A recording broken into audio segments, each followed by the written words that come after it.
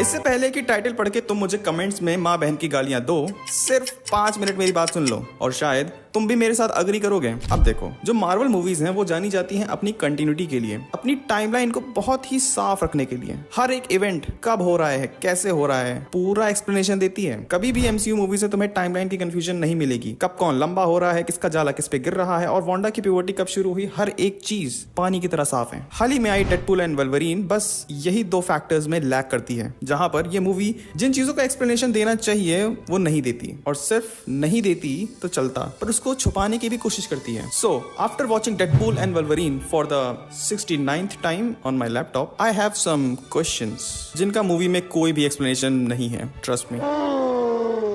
Why the world hate Wolverine? अब देखो, ये जो चीज है ये ट्रेलर से ही हमें साफ कर दी गई थी कि ये जो वल्वरीन दिखने वाला है इस मूवी में, इस वल्वरीन से उसकी पूरी दुनिया नफरत करती है। और सबने सोचा कि कोई बहुत बड़ा रीजन होगा, कुछ तो ओल्ड मैन वाला होगा ना, कि उसने शायद अपनी पूरी टीम को खुद ही मार दिया होगा या कुछ तो एपिक सा होगा। पर जब मूवी में इस चीज का एक्सप्लेनेशन दिया गया तो बहुत ही लेम सा था वो जो बात है। अब इसको तुम ऐसे समझ सकते हो, मान लो कि तुम और तुम्हारे दोस्त शाहजहां के लिए ताजमहल बना रहे थे। बहुत सालों बाद जब वो ताजमहल बन के पूरा हुआ और एक दिन जब तुम लंच के लिए गए हुए थे तो पीछे से शाहजहां ने तुम्हारे दोस्तों के हाथ कटवा दिए। अब जब तुम वापस आए तो जितने भी बाकी लोग थे वो सब तुमसे नफरत करने लगे कि तुम वहां क्यों नहीं थे जब ये कांड हो रहा था। अरे, और कुछ सेम रीजन ही हमें मूवी में भी दिया गया। एक टाइम पे जब एक्समैन के साथ वल्वरीन नहीं था तो उसी टाइम पे इंसानों ने एक्समैन पे हमला कर दिया, बेसिकली म्यूटेंट्स पे हमला कर दिया और सबको मार दिया। अब वल्वरीन नहीं था वहां पे तो लोगों ने उससे नफरत करनी शुरू कर दी कि तुम वहां क्यों नहीं थे। अरे, ठेका थोड़ी ले रखा है उसने। और एक तो ये कौन से इंसान थे जो चार्ल्स ज़ेवियर, जीन और मैग्नेटो जैसे म्यूटेंट्स को मार के चले गए? कोई एक्सप्लेनेशन नहीं दिया इस बात का, इनफैक्ट दिखाने की भी जहमत नहीं करी। नेक्स्ट,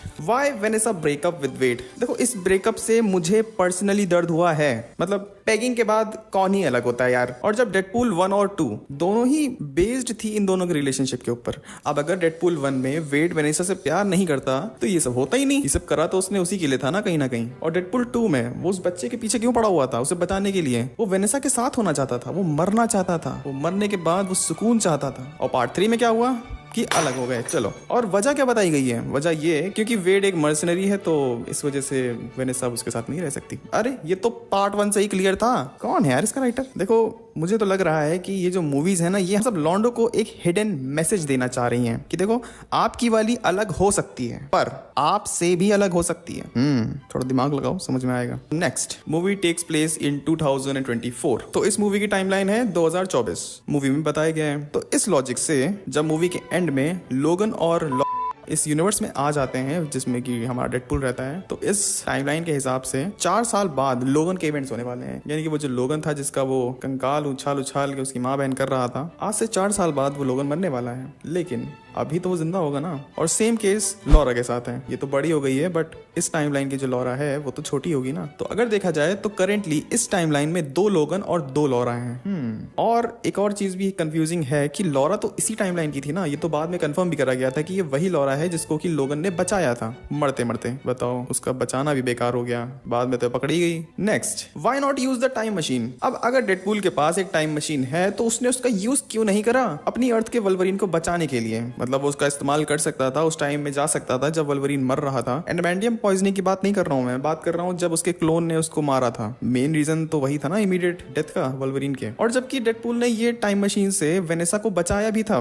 तो फिर उसको एक ख्याल क्यों नहीं आया? और इसी टाइम मशीन का वो इस्तेमाल करके शायद चार्ल्स ज़ेवियर को भी रोक सकता था जब उसने म्यूटेंट्स को मारा था, जैसा कि लोगन मूवी में हमें बताया गया था। पर शायद ये आइडिया स्क्रिप्ट में था ही नहीं, क्योंकि अगर ये होता तो मूवी खाली 20 मिनट की होती।